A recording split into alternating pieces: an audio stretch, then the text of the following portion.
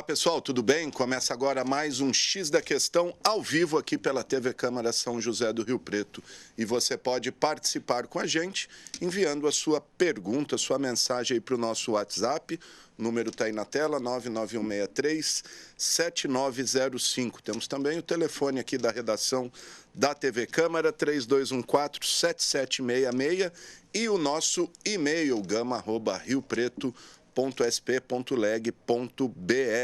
Estamos ao vivo também nas nossas redes sociais, estamos lá no Facebook, Câmara Municipal de São José do Rio Preto e também no YouTube, TV Câmara São José do Rio Preto, onde você pode acompanhar nosso programa em tempo real.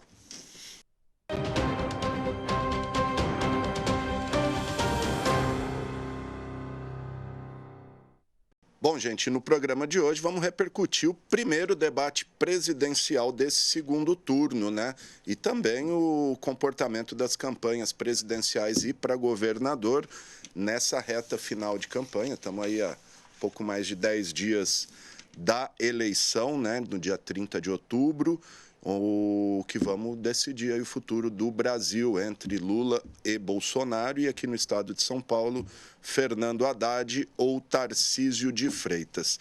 Mas vamos começar falando do debate, né? Nesse domingo a gente teve aí o primeiro encontro presidencial do segundo turno entre o Jair Bolsonaro e o Lula. E para repercutir esse debate que colocou frente a frente aí os dois adversários, recebo aqui no estúdio o jornalista Edinho Baff, especialista em marketing político e eleitoral. Obrigado, viu, Edinho? Bom, vamos lá. O que você achou desse primeiro debate do segundo turno? Dá para dizer que teve um vencedor ali, Edinho, ou ficou meio no empate? Bom dia, Gama. Obrigado pelo convite.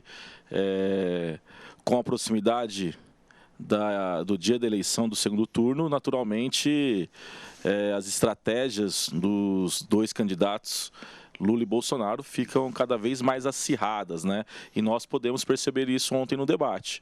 Muitos ataques, muitos contra-ataques, poucas propostas, mas isso tudo faz parte do contexto eleitoral.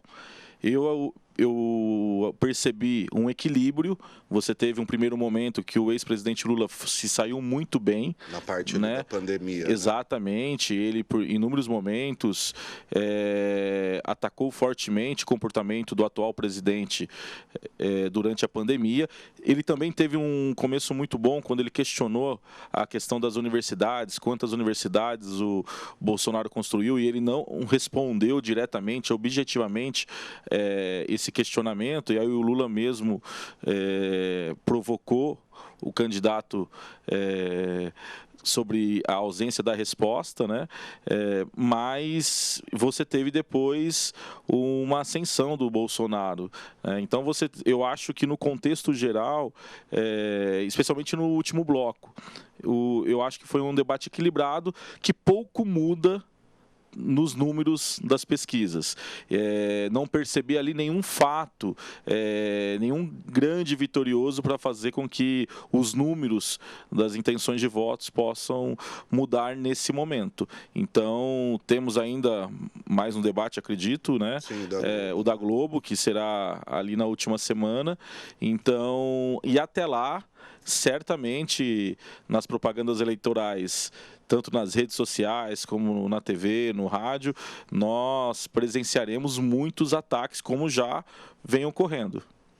Bom, o ponto forte que você falou do Bolsonaro é quando ele parte para o tema corrupção, né? Que acho que é o ponto fraco aí do PT. Exatamente, né? O PT foi fortemente atingido pela Operação Lava Jato, né? Todo mundo sabe que culminou com a prisão do ex-presidente Lula. Então, mas ao mesmo tempo só atacar na questão da corrupção não é o suficiente para mudar o cenário, porque mesmo depois de mais de 2 anos preso, a ex-presidente Dilma, após sofrer o processo de impeachment, o PT levou o seu candidato ao segundo turno da última eleição presidencial em 2018, perdeu, mas deixou claro que ele é protagonista de uma parcela expressiva do eleitorado brasileiro, né? Então, para ganhar a eleição do Lula, o Bolsonaro precisa ir além do tema corrupção, porque o ex-presidente já foi o mais votado no primeiro turno, com uma diferença de mais de 6 milhões de votos, que é uma diferença expressiva. Então, ele precisa levar os seus ataques para outras áreas, como economia, a questão, porque existem diferenças muito claras entre os dois projetos de governo, né? O Lula disse ontem, claramente, num determinado momento do debate, que ele é contrário à privatização da Petrobras, né? E você sabe... O Bolsonaro, que tem no Paulo Guedes o seu ministro da Economia, que é um liberal, que tem uma trajetória e ideias muito ligadas ao liberalismo econômico, em que defende um Estado cada vez menor, então você tem que ampliar o debate, a discussão dessas ideias. E eu acho que é aí que o Bolsonaro pode ganhar mais do que ficar preso apenas à questão da corrupção, que já é de conhecimento público, tudo o que aconteceu, tudo o que ocorreu, inclusive tudo que envolve o ex-juiz Sérgio Moro também nesse contexto, né? Que, aliás, ontem o Moro, até no final do debate, não sei se você acompanhou, logo que acabou o debate, o Bolsonaro foi dar o link ali e o Moro do lado dele, né? Foi uma parte curiosa, né, do debate, porque a presença do ex-juiz Sérgio Moro, hoje senador eleito pelo Paraná, ali no estúdio acompanhando na primeira fila, na primeira fila, acompanhando o atual presidente, não só pelo fato de ter sido o algoz, né, do ex-presidente Lula, o adversário direto aí em tudo que envolveu a Lava Jato, mas também por ter feito parte do governo Bolsonaro e ter saído atacando, né? Então, você tem ali, tanto o Bolsonaro como o Moro dispararam ataques mútuos. Então, mas a política tem essa capacidade, né? Isso faz parte assim como hoje a gente tem o ex-governador de São Paulo, Geraldo Alckmin, compondo a chapa do ex-presidente Lula, você tem o Sérgio Moro de volta ao seu ninho político, né? Porque ele entra na política pelas mãos do atual presidente Jair Bolsonaro. Em termos de proposta, o que você achou? Eu não vi muito ali, talvez tenha passado despercebido na minha percepção. Nada que me chamou a atenção também, acho que... E até alguns jornalistas provocaram, né? Os jornalistas ali da Folha... A questão dos R$600, da onde vai vir? Isso, mas ninguém respondia direto, aproveitavam para provocar um ao outro. Faz parte, né? Até teve uma questão ali, um questionamento do experiente jornalista Josias de Souza, da Folha de São Paulo, que pergunta aos dois candidatos como seria a relação deles com o Congresso, né, para aprovação de temas importantes, de leis importantes, e qual seria a postura de ambos para evitar situações que culminem em novos escândalos, né? Como foi o Petrolão, como foi a questão do orçamento secreto, Petrolão no período do governo Lula, o orçamento secreto agora no período do governo Bolsonaro. O que é importante também, Gama, a gente entender, né? Porque a democracia, ela só existe porque por conta dos poderes diversos, diferentes, né? Então nós temos o poder judiciário, temos o poder executivo, o legislativo, e esta relação de todos os poderes que constitui o Estado democrático de direito, né? Então não há nenhum governo, nenhum presidente da República, não há um governador, não há um prefeito que sobreviva politicamente sem uma relação saudável e de influência com o parlamento, seja a Câmara de Vereadores, seja a Assembleia Legislativa do Estado ou o Congresso Nacional, composto pela Câmara de Deputados e pelo Senado. Então, é muito importante, porque o Bolsonaro ele ganha, em 2018, capitalizando um sentimento muito presente na sociedade naquele momento, que era o antipetismo, por conta dos escândalos que envolveram os governos Lula e Dilma. Mas ele assume um discurso que eu não gosto e acho que não é benéfico para a sociedade, que é da negação da política. A antipolítica. Da antipolítica. Porque o Bolsonaro, especialmente, foi um deputado com muitos mandatos. Curioso que eles colocavam como um iniciante na política, sem vício, mas já estava há 30 anos ali. Exatamente. E sabe que as negociações entre parlamento e executivo são permanentes, são diárias, e não tem outro caminho. Porque qualquer caminho diferente é estado de exceção. Se você tem só um que manda, aí você não tem uma sociedade democrática. O que determina a democracia, o que é uma sociedade democrática, é essa capacidade de diálogo entre os poderes diferentes. Então, que é o Estado de Direito que nós vivemos. E ao negar a política, então ao negar o... Não vou me relacionar com o Centrão. Centrão... cada um dá um nome, mas Centrão são deputados que foram legitimamente eleitos e que estão lá no Congresso para votar. E existe desde que o Brasil é Brasil. Desde que o Brasil é Brasil. Então, ninguém ganha, nenhum partido, seja para prefeito, para governador ou para presidente da República, ganha uma eleição e governa sozinho. Ele até tentou ali no começo, né? Mas não tem como, né? Então, assim, também é importante que os eleitores especialmente os eleitores mais identificados com o atual presidente, entendam que a coalizão política, a composição, o diálogo com diferentes frentes partidárias é imprescindível, é fundamental para a sobrevivência de qualquer governo. Não há como aquela história, vou nomear técnico, só especialistas.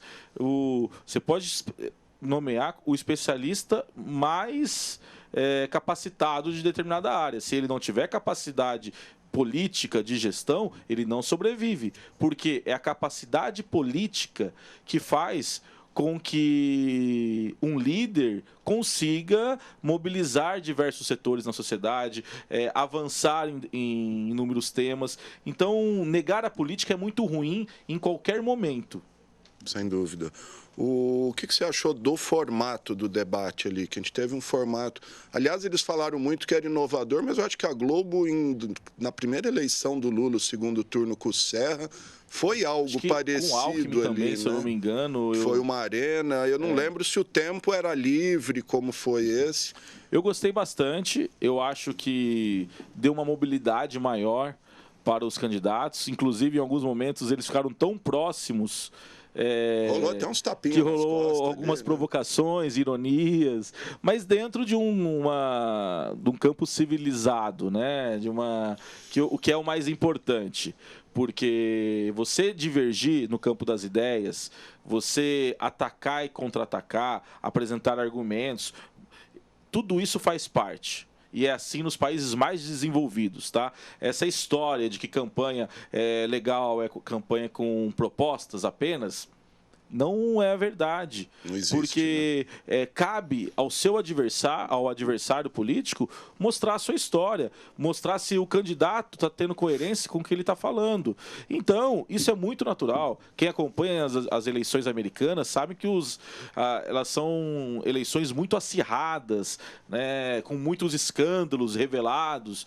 É o seguinte, decidiu entrar na vida pública, decidiu colocar seu nome para disputar uma eleição, pode se preparar, porque vão esmiuçar o seu passado, e isso é importante para que o eleitor realmente saiba em quem ele irá votar. Então, eu não vejo problema nenhum, tá? Em ataques e contra-ataques, não podemos esquecer as propostas, sim, elas são fundamentais. Ninguém ganha uma eleição sem apresentar compromissos. Eu sempre digo, né, a palavra promessa ficou muito estigmatizada. Mas nós podemos... Prometer é fácil, né? Prometer é fácil. Mas você também votar num candidato que não promete, que não assume um compromisso... Então, vamos fazer o seguinte exercício. Vamos trocar a palavra promessa por compromisso, por meta, objetivo, porque senão eu dou o voto a um candidato que não diz o que vai fazer, como ele será cobrado? É muito fácil. Então, não, o candidato tem sim que assumir compromissos, tem que prometer, tem que falar o que vai fazer e depois de eleito, se não cumprir, aí ele vai receber a resposta do eleitor na eleição seguinte. Ele vai falar, eu não vou votar em você porque tudo que prometeu não cumpriu. Mas não tem como ganhar uma eleição sem assumir compromissos e propostas e dizer para que caminho irá trilhar. Para onde quer ir, né? A questão da outra pergunta que me chamou a atenção do STF, acho que a Vera Magalhães fez, se eles se comprometem a não mexer na estrutura do STF, porque eu acho que tramita algumas propostas aí para aumentar para 15 o número de ministros. O Lula já disse que não mexe com isso, jogou uma eventual mudança para uma possível constituinte, mas o Bolsonaro ficou meio ali, né? Essa proposta, essa pergunta, né, da jornalista Vera Magalhães, realmente teve um endereço direto, que foi o atual presidente Bolsonaro, porque ele vem ventilando, vem colocando de uma maneira periódica, aí, em alguns momentos, da possibilidade de aumentar o número de indicados para o STF, a composição, né? Existe, é público, notório, um momento de litígio entre o atual presidente e o STF, né? O atual presidente se sente perseguido por decisões do STF. Eu sempre falo que costuma reclamar das pesquisas quem aparece atrás, que reclama da urna eletrônica quem perde a eleição, né? Agora virou moda também no Brasil questionar a STF. Sem STF não tem democracia, assim como sem o poder legislativo, porque são os pesos e contrapesos do Estado de Direito, né? O que acontece que a gente... Por isso que a ditadura normalmente fecha Congresso e fecha Supremo, né? Exato, né? Eu acho assim, o STF, quando a ex-presidente Dilma, o processo de impeachment foi instalado na Câmara dos Deputados, o STF foi questionado diversas vezes se a pedalada era motivo suficiente para um processo de impeachment, para a destituição da então presidente da República, e o STF falou, olha, não cabe a mim julgar o mérito, e sim a forma, e a forma está correta. E a presidente Dilma caiu. Naquele momento ninguém questionou o STF. Inclusive, a sessão que cassou ela foi presidida pelo então presidente do Supremo, Ricardo Lewandowski. Depois, o ex-presidente Lula foi preso. Passou mais de 2 anos na prisão. Inúmeros recursos da defesa do Lula ao STF, todos sem sucesso. Ninguém questionou o STF naquele momento. Agora o STF é questionado. Então, nós precisamos também amadurecer, enquanto democracia, de que tem momentos que a gente perde e momentos que a gente ganha. Porque reclamar da pesquisa quando a gente está atrás não é saudável. Eu vou recordar um fato, Gama, que o PT ganhou 4 eleições consecutivas para a presidência da República. 2002, 2006, 2010, 2014. Lula, Dilma. Nesse período, ele não conseguiu eleger o governo de São Paulo nenhuma vez. Ganhando para presidente da República, ele não elegeu. Quem ganhou aqui foi o Alckmin, foi o Serra, foi o Serra. O que eu quero dizer com isso? Que o PT teve que respeitar. Não dava para ficar falando, a urna eletrônica que elegeu o Lula está errada em São Paulo. Não, é a mesma urna eletrônica. Certo? Então, é a mesma coisa quando eu falo a questão da terceira via, que muita gente reclama. Muita gente não. Alguns formadores de opinião. A polarização política, ela é legítima, porque ela reflete a vontade do eleitor. E não tem nada mais arrogante do que uma parcela pequena da sociedade que fala que o eleitor vota errado. Vota errado porque não vota de acordo com o que ele pensa. Mas a sociedade brasileira, em sua maioria, ela é ou Lula ou Bolsonaro. E está tudo certo, porque isso é democracia. Agora, Se outros partidos, outros candidatos querem se viabilizar como terceira via, precisam construir uma história. Eu vou citar o exemplo do candidato Ciro Gomes, que perdeu a sua 4ª eleição presidencial e que, em determinado momento da campanha, ele queria, da pré-campanha, ele fez movimentos para que o PT fosse vice, né? Alegando que no segundo turno ele teria mais chance de derrotar o atual presidente. Não faz sentido, porque de 89 para cá, foram 8 eleições presidenciais. O PT ficou em primeiro ou em segundo. Então, o que nós temos, para mim, né, numa leitura rápida, você tem o PT... O Brasil ou é petista ou é antipetista. Perfeito, né? Gama, exatamente isso. No Brasil, no campo político, você é PT ou anti-PT. Aí você tem uma margem de 10%, 12%, que decide a eleição a cada 4 anos. Porque ela, em determinado momento, vota no PT ou então vota no anti-PT. Né? Então nós temos que respeitar a vontade do eleitor. A democracia é isso. Ô Edinho, queria que você falasse um pouco também dessa questão que você falou PT, anti-PT.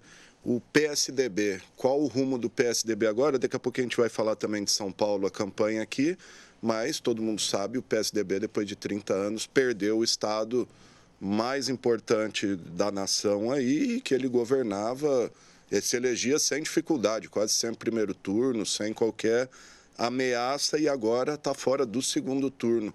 Qual o futuro do PSDB, que por anos, aí, como você falou, rivalizou, polarizou com o PT como o principal partido do país? Olha, realmente o PSDB tem um futuro desafiador, né? Se perdeu o Rio Grande do Sul ali... reduziu demais, né? Hoje o protagonismo, perdeu o protagonismo político, eleitoral, não só na esfera federal, como nos estados. E isso também irá refletir diretamente nos municípios. A próxima eleição municipal, certamente, teremos uma redução ainda maior do número de prefeitos eleitos pelo PSDB. Aí o pessoal vai migrando, né? A gente vai ter um novo governador em São Paulo, seja o Haddad ou o Tarcísio. E aí a migração é natural, né? Não só de deputados na Assembleia, mas nos próprios executivos. As eleições municipais refletem o protagonismo, a cena política nacional. Né? Os candidatos procuram os partidos que têm maior representatividade no Congresso. Ainda mais agora que a gente tem a questão do fundo partidário, que está diretamente ligado à questão da representatividade no Congresso. Então, os recursos que chegarão para para as campanhas municipais serão proporcionais ao... Exato. Você imagina um PL aí com 99 deputados. Né? Exatamente. O PSDB, ele se perdeu diante de uma fragmentação do seu comando. Né? Vamos compará-lo ao PT, que foi seu principal oponente nas últimas 3 décadas. O PT passou por uma crise muito maior do que o PSDB.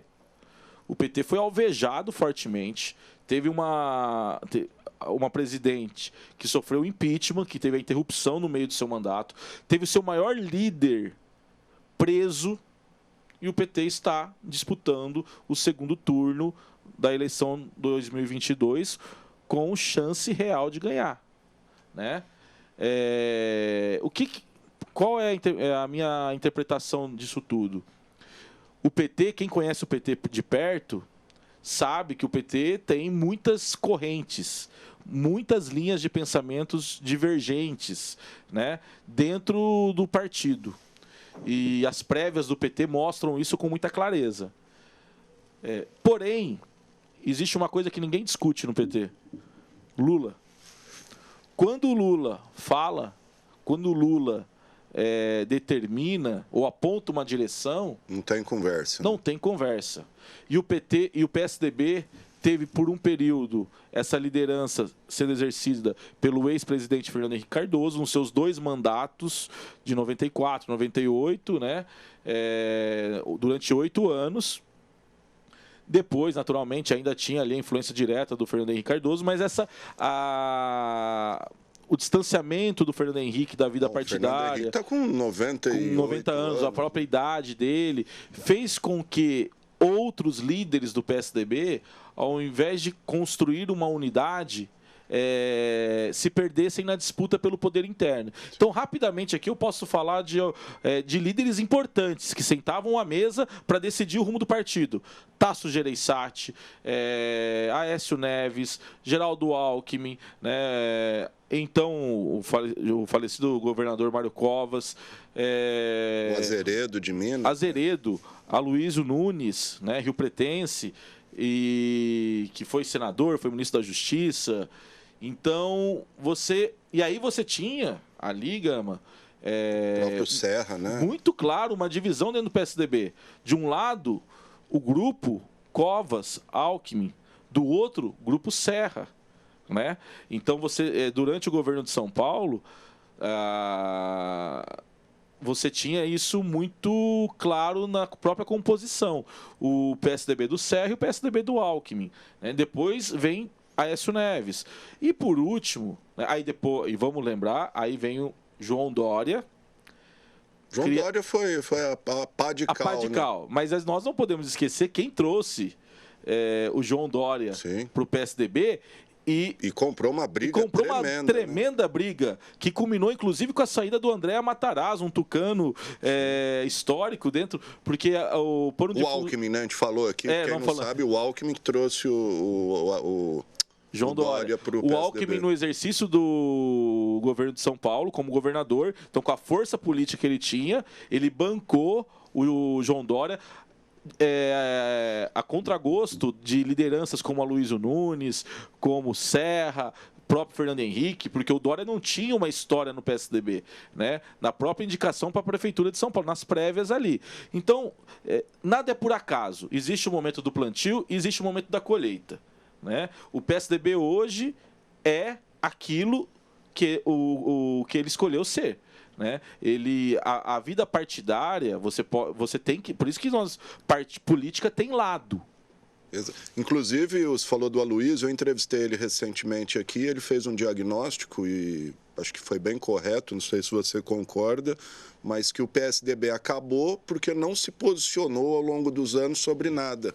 O PSDB não tinha opinião sobre nada, não sabe se é Bolsonaro, se não é Bolsonaro, se defende A, se defende B, e foi seguindo, achou que ia viver com o nome e acabou aí se desfragmentando. Eu acho que é um dos motivos. Eu acho que você tem, certamente, né? Até por isso tem aquela coisa do tucano, né? Em cima do muro. Sim. Né? Uma expressão que ganhou muito meio político. Né? Mas eu acho que principalmente essa falta de entendimento, e vamos dar um exemplo recente, que foi a briga do governador do Rio Grande do Sul, Eduardo Leite, com o João Dória, para ver quem que seria o indicado para concorrer à presidência da República neste ano. Ocorreram prévias. As prévias não foram respeitadas. As prévias, o governador de São Paulo, o então governador de São Paulo, João Dória, venceu. E depois houve vários movimentos. Foi rifado pelo partido. Né? Então, assim, quando você não respeita nem a regra do jogo, né? E essa diferença o PT não tem.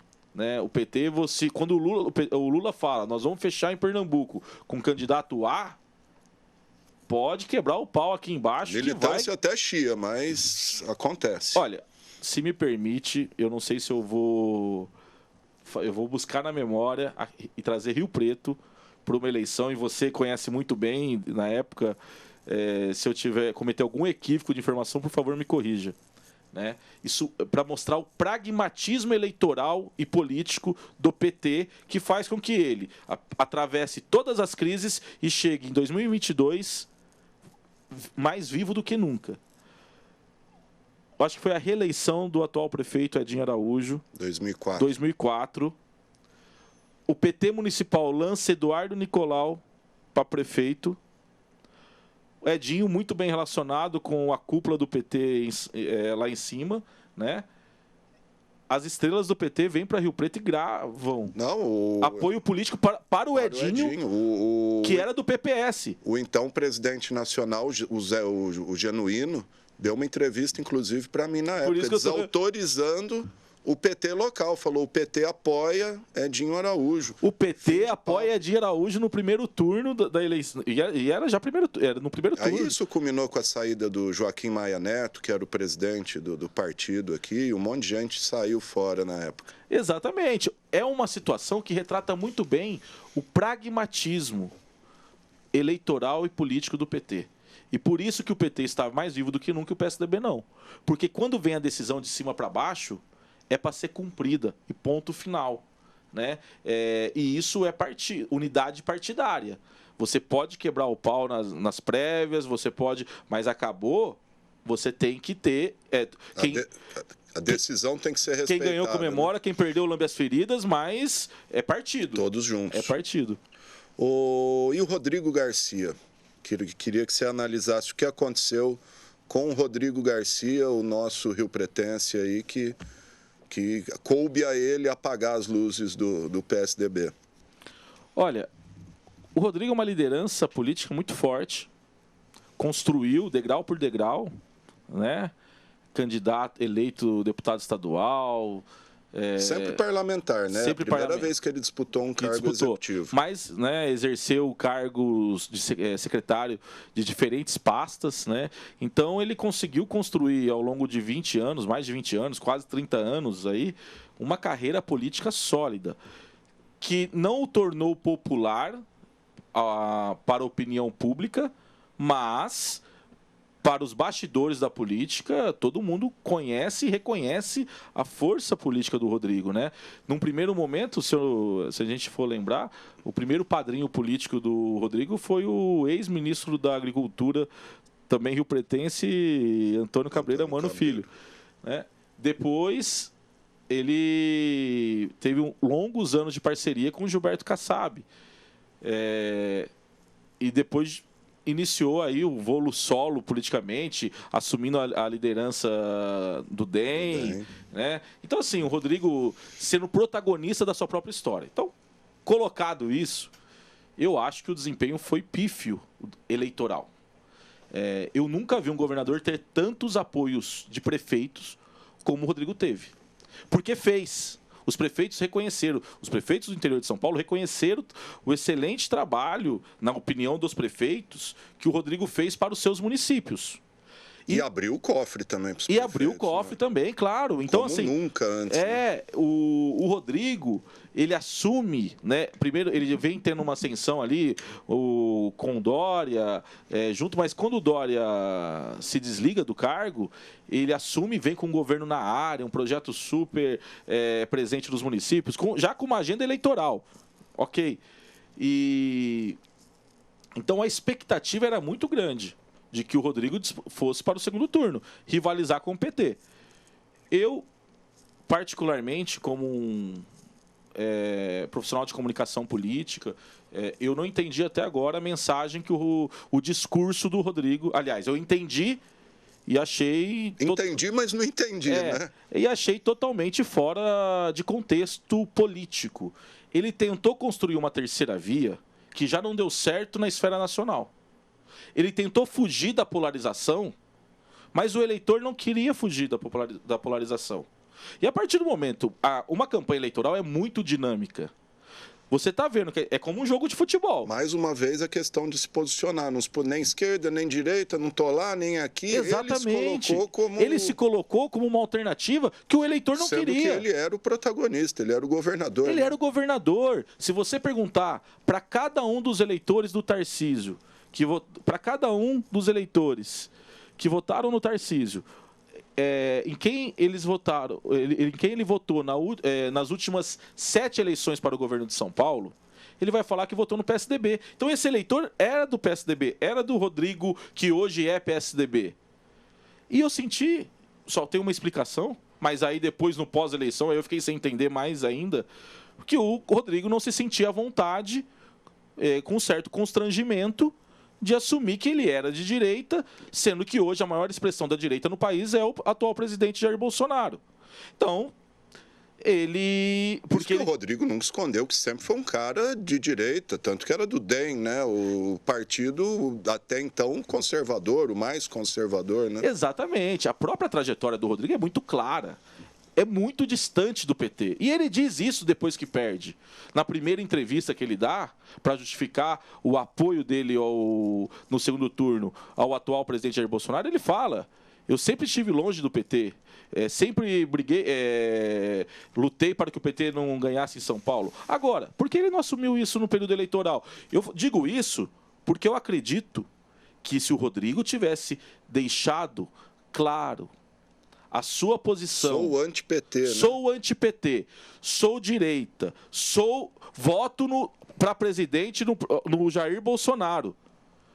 Provavelmente ele poderia estar rivalizando no segundo turno contra o Haddad. Por quê? E aí não é só achismo.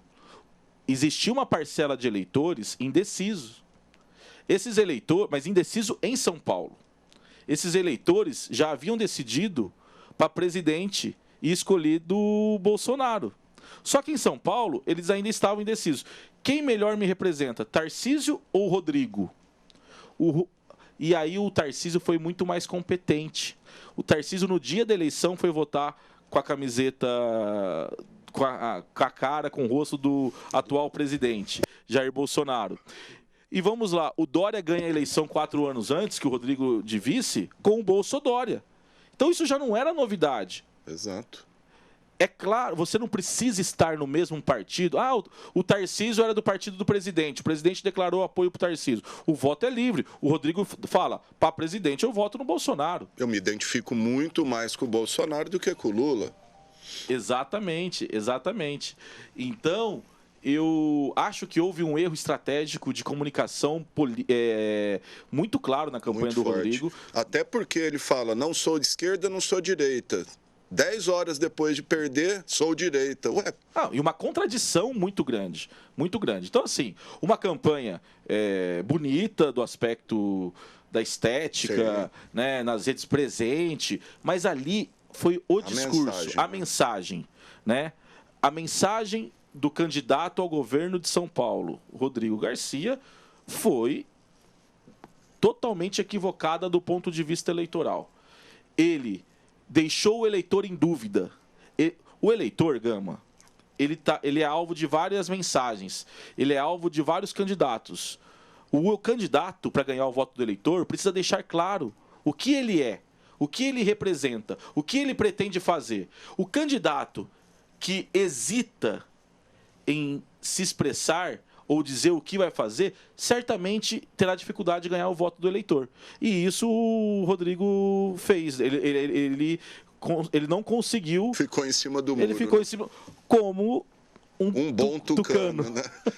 Legal. Bom, gente, estou conversando com o jornalista Edinho Baff, estamos fazendo um balanço aí, não só do debate de ontem, mas dessa reta final de campanha. Agora eu vou te pôr numa saia justa. Quem ganha em São Paulo, Tarcísio ou Haddad? Tarcísio.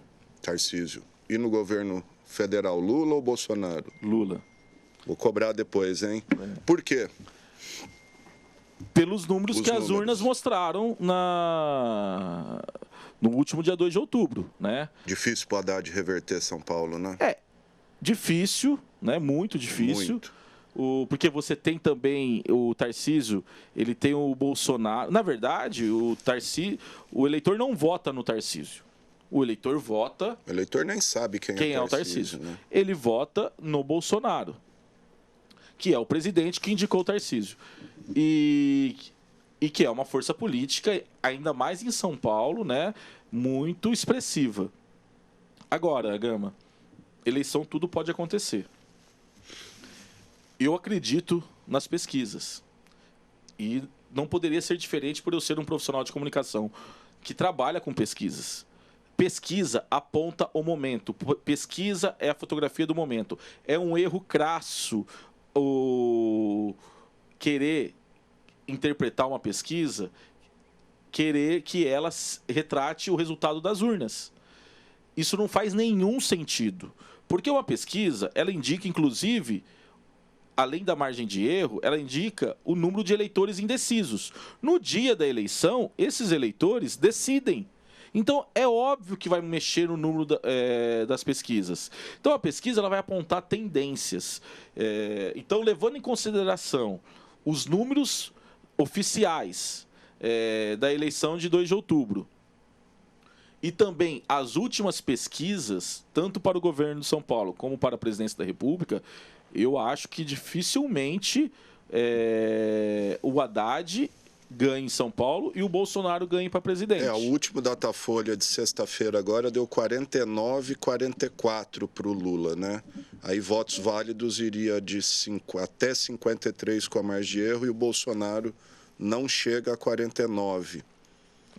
Então, assim, você tem o Bolsonaro, ele, ao mesmo tempo que ele tem uma parcela muito expressiva da população que identifica com o discurso dele, ele tem também uma rejeição muito alta. Assim como o ex-presidente Lula também tem uma rejeição. Mas nessa disputa, a rejeição hoje do Bolsonaro é maior.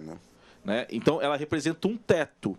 Pode chegar ali, encostar, que nem costumam dizer na Fórmula 1, né? Uma coisa é encostar, outra coisa é ultrapassar. Né? Chegar é uma coisa, ultrapassar é outra. Então, eu acredito que o ex-presidente Lula volte, ganhe, né? E que o Tarcísio ganhe em São Paulo. Mas a minha bola de cristal quebrou, tá? Pode tudo acontecer. Fazer uma futurologia aqui. O Lula ganhando, ele consegue governar? Claro, com certeza.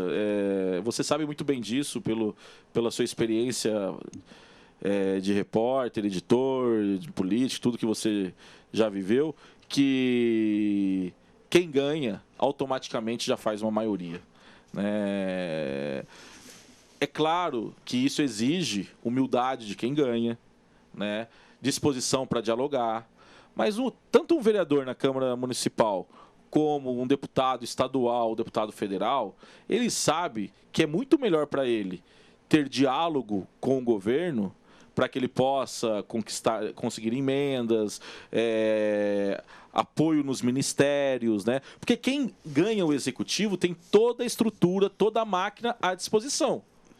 E primeiro atende os companheiros, os parceiros, aqueles que... É claro que a lei exige uma isonomia, mas você, naturalmente, quem é amigo de um governo, quem trabalha em conjunto com o governo, seja ele municipal, estadual ou federal, tem muito mais a ganhar. Então, e pela experiência política do ex-presidente Lula, vamos lembrar, 89, 94, 98, 2002, 2006 e agora. Se eu não me engano, se eu não errei na conta, esta é a sexta eleição presidencial do ex-presidente Lula. Então é um político com muita experiência, sabe que não poderá assumir o governo com sede de vingança por ter sido preso, por ter pelo PT ter tido um mandato presidencial interrompido. Ele sabe que recebeu muitos apoios nesse momento que não receberia em outras circunstâncias. Então, ele terá que ter uma capacidade de diálogo e coalizão com diferentes Vai ter que governar frentes, com né? todo mundo. Vai ter que governar com todo mundo. Mas até eu acho que trouxe Alckmin, trouxe Marina, agora Amoedo, até o Amoedo.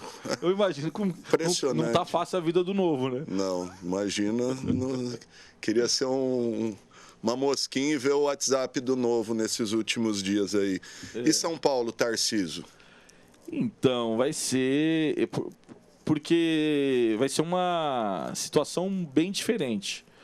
Porque ao mesmo tempo que você tem o PT como principal opositor, né, da força política que o Tarcísio representa, que é o bolsonarismo, São Paulo passa a ser o último bastião do bolsonarismo com força, né? Tudo bem, você tem ali o Rio, mas São Paulo é o estado mais importante do país. Então, ele vai ter que ter habilidade para governar e conseguir os recursos federais que São Paulo precisa e, ao mesmo tempo, não desagradar tanto o bolsonarismo, porque Até porque não custa lembrar, ele já foi do governo do PT, né? Acho que até o Lula disse ontem, né, que ele era do PAC. Ele era do DENIT, ele era diretor do DENIT no governo Dilma. Vai ser um momento, um novo ciclo diferente, né? Mas existe uma coisa que na política que é quem está com a caneta na mão passa a ser o protagonista. Sim. Né? Então, ser governador do estado de São Paulo, ele não vai ser um subordinado do atual presidente Jair Bolsonaro. E não vai querer arrumar briga com o presidente da República também, a lógica inverte. Né? Basta lembrar a relação de Aécio Neves com os governos petistas quando ele assumiu o governo de Minas Gerais. Tanto que o Serra chegou a acusar o Aécio de que não fez nenhum esforço para que ele fosse eleito, o Aécio fosse eleito presidente numa disputa com a Dilma, se eu não me engano, em 2010. Que a relação era muito boa. Porque ele construiu uma relação muito boa com o governo petista, né? Com o Lula, Então, mas é aquela coisa. Quem está no poder dialoga e tem muito mais a ganhar do que ficar preso ao passado, né? Então, vamos ver, tem que... Legal. Estamos caminhando para o fim aqui, Edinho. Só voltando à questão da governabilidade, até recebi uma pergunta aqui.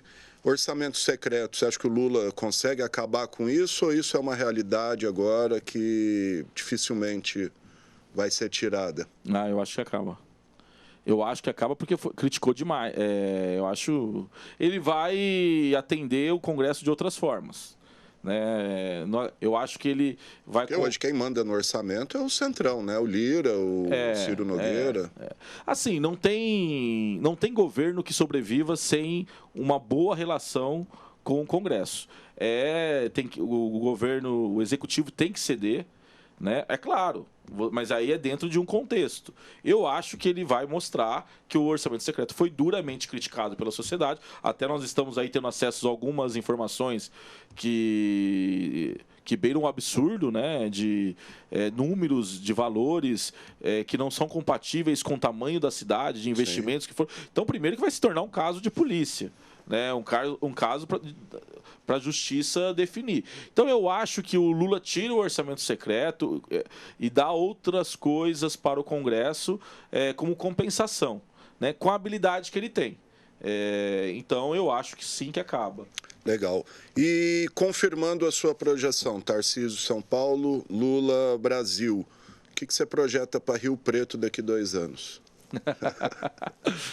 Como que você vê essa relação de forças? Como que vai ficar? Lembrando que Edinho não é mais candidato à reeleição, não pode, e temos vários nomes aí. Não sei como que está a tua...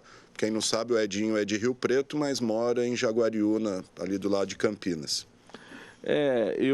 Rio Preto é uma cidade que tem uma história política, um presente político, né? Um contexto muito forte, né? Personagens dos mais variados tipos. Então, Rio Preto é uma das poucas cidades do interior com uma força política ao longo do tempo que não muda, né? Que se fortalece cada vez mais, né? Pelos inúmeros deputados que elegem e com destaque, influência. Está aí o atual governador, mais um governador de Rio Preto, né? Lembrando o Fleury.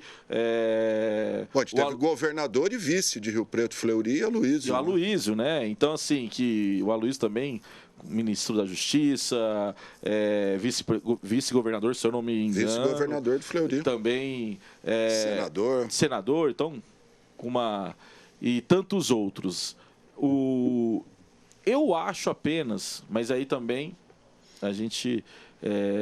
eu não vejo um campo fértil para figuras de fora de Rio Preto. Eu acho que Rio Preto vai...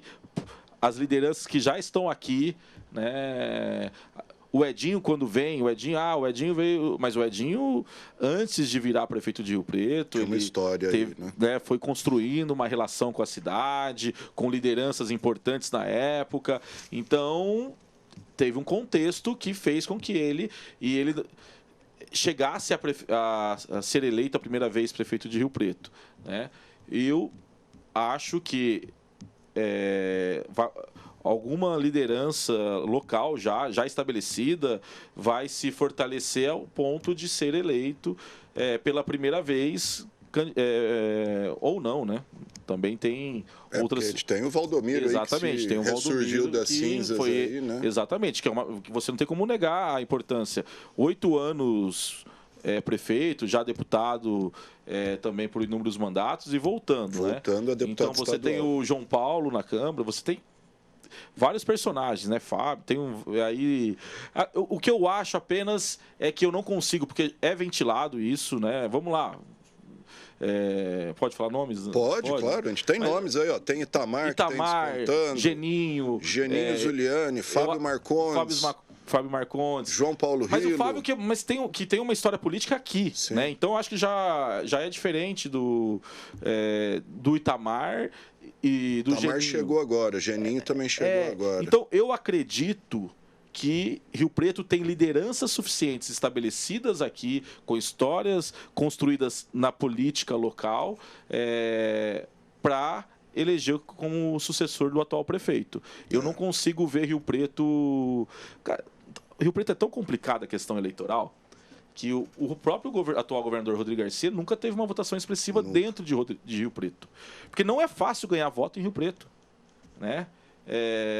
Rio Preto realmente você tem um eleitor, você tem lideranças que exigem muitos dos candidatos, né? Então eu acho que realmente Rio Preto vai votar em Rio Preto. Legal. O Geninho, só um comentário, acabou indo para vice do Rodrigo, jogou fora um mandato deputado federal praticamente ali. Tudo indicava que seria reeleito, né? Acabou perdendo o mandato. Imagina que quando ele foi escolhido para ser vice do atual governador, foi um momento de euforia, porque a classe política, né? Você conversava com prefeitos, deputados, e todo mundo acreditava na reeleição do atual governador Rodrigo Garcia. Por isso que quando eu coloco claramente que foi um erro no discurso, na mensagem, é porque todo o outro contexto era favorável, né? Um candidato forte, atual governador, com um histórico, mas que errou no discurso. E a política não perdoa erro, você ganha e perde no detalhe. Sem dúvida. Legal, gente. Conversei com o jornalista Edinho Baff sobre o cenário eleitoral aí. Lembrando que daqui 2 semanas, 2 domingos, sem ser o próximo, segundo domingo aí, eleição. Então, tá aí o panorama traçado pelo Edinho. Antes da gente encerrar, só pedir para o Flávio mostrar aí que o Edinho, filho do fotógrafo conhecido, prestigiado, celebrado Edson Baff, e a gente tem aqui na Câmara o painel Edson Baff, e que foi remodelado aí com novas fotos, né, Edinho? Olha lá, estamos vendo. Legal, bacana. Se você puder falar aí pra gente, porque eu também estava de férias semana passada, nem pude ver ainda. Ontem você comentava comigo. E o que tem de novidade de foto aí, Edinho? São fotos novas que foram trocadas em relação... Do acervo do teu pai, do acervo do meu pai, né, que faleceu 23 de fevereiro de 2011, aos 59 anos. Morreu jovem, Edinho. E naquele momento ele foi homenageado com a inauguração do painel pela uma iniciativa da Câmara, que a gente... Acho que foi o Jorge Abdanur na época. Sim, o Jorge Abdanur, e o momento da inauguração do painel foi um momento lindo, foi o plenário lotado, a minha família estava aqui presente, minha mãe, meus irmãos... E uniu todo mundo. Eu lembro que veio o João Paulo Rilo, veio o Aloísio, veio o Edinho, veio o Valdomiro.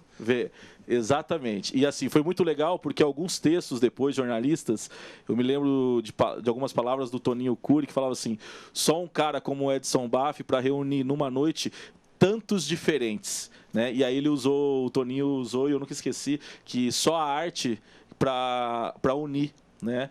E foi realmente o então prefeito Valdomiro Lopes presente, o ex-prefeito Edi Araújo, na época o professor Manuel Antunes ainda vivo, também presente, o senador Aloysio Nunes, que era senador, né? Então, assim, foi um momento, foi 2011, lá se vão 11 anos. Meu pai viveu intensamente em Rio Preto, 40 anos fotografando o Rio Preto dos mais diferentes ângulos, e os seus personagens, né? Ele adorava rostos, expressões, né? Então, ele era um apaixonado e essa homenagem realmente a gente tem com muito carinho. Sim. Que é uma lei municipal, né? Então, houve a renovação. Quero registrar também o trabalho e dedicação do meu irmão, Guilherme Baff, que também cuidou dessa renovação do painel. E agradecer especialmente a Câmara, que mantém, assim como no mercado municipal a gente tem o Espaço Cultural Edson Baff. Eu costumo dizer, Gama, que as lembranças, elas não trazem de volta a pessoa querida que nós perdemos, mas ela mantém viva em nós muito, né, da pessoa, né? E é isso que acontece. Então nós somos muito gratos com as homenagens, com as manifestações de carinho. Tem um bairro agora, eu acho, não tem? Exato. Bairro chamado tem um bairro chamado Edson Baff também, que então isso mostra que a força do trabalho e especialmente meu pai era um cara muito, você conheceu ele, né? Conversavam muito e ele é um cara que era muito intenso. Né? Intenso na imagem, no olhar e nos sentimentos. Então, assim, e isso é o mais importante, eu acho que é o legado. É o amor à fotografia, mas principalmente é o amor a Rio Preto.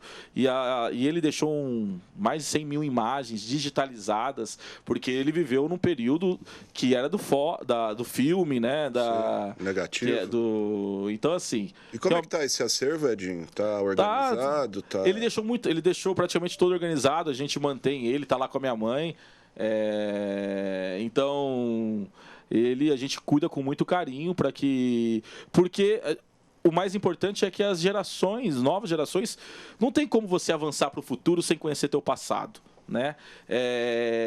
E parte importante do passado de Rio Preto passou pelas lentes do Edson Baff. Sem dúvida. Né? Então, obrigado aí por colocar essas imagens e por mais uma vez permitir que a gente fale dele, que isso sempre nos deixa muito felizes. Sem dúvida. E quem quiser conferir, o painel fica aqui no corredor do andar térreo, é só chegar aqui e admirar. É isso aí, Edinho. Obrigado. Quer falar mais alguma coisa? Eu quero agradecer a oportunidade mais uma vez, parabenizar vocês pelo trabalho extraordinário que realizam frente à TV Câmara, porque o mais importante, enquanto profissional de comunicação, eu sei da dificuldade que é produzir um noticiário, produzir notícias, levar informação de interesse público, e vocês fazem isso aqui muito bem, porque o papel da comunicação é esse, né? Democratizar o acesso à informação.